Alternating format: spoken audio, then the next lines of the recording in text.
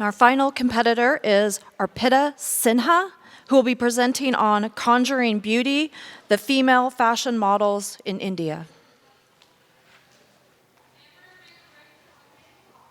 Hello, everybody. Okay, of all the products that's a part of the capitalist society, I think it's a great interaction of a network between the visible labor and the invisible labor. And I think scholars studies in places of like economy, culture, and market systems, and they try and identify these different kinds of labor and the associated exploitation.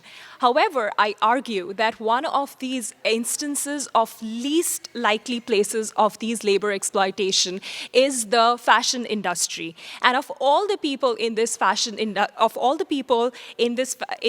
bracket of labor, I think one of the most visible laborers are often excluded from this, and that is the fashion models.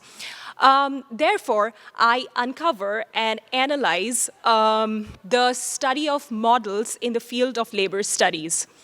So what I do is, this is tricky because I think often the work of model, the labor of model is not considered as a labor because it is often considered as a part of fun. And therefore, the first task is to work towards making it first task is to just recognizing it as a form of labor and then associated with the kind of exploitation that this can bring in.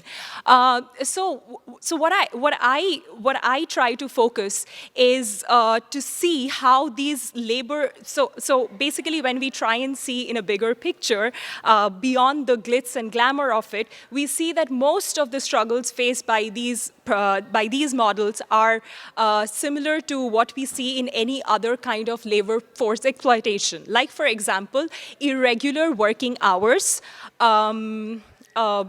uncertainty of work. You also have something, power imbalance. And by power imbalance, I mean is that when you associate models, you associate with power and privilege, and often that is not the case. And then we also talk about the lack of regulatory body, because as I explained earlier, this is often excluded. And as a part of my research, I bring in autoethnography as being a part of model for last 8 years, and I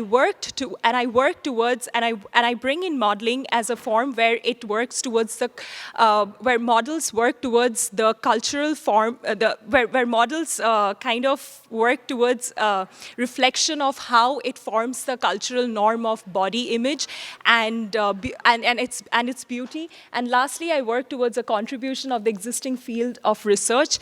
Thank you.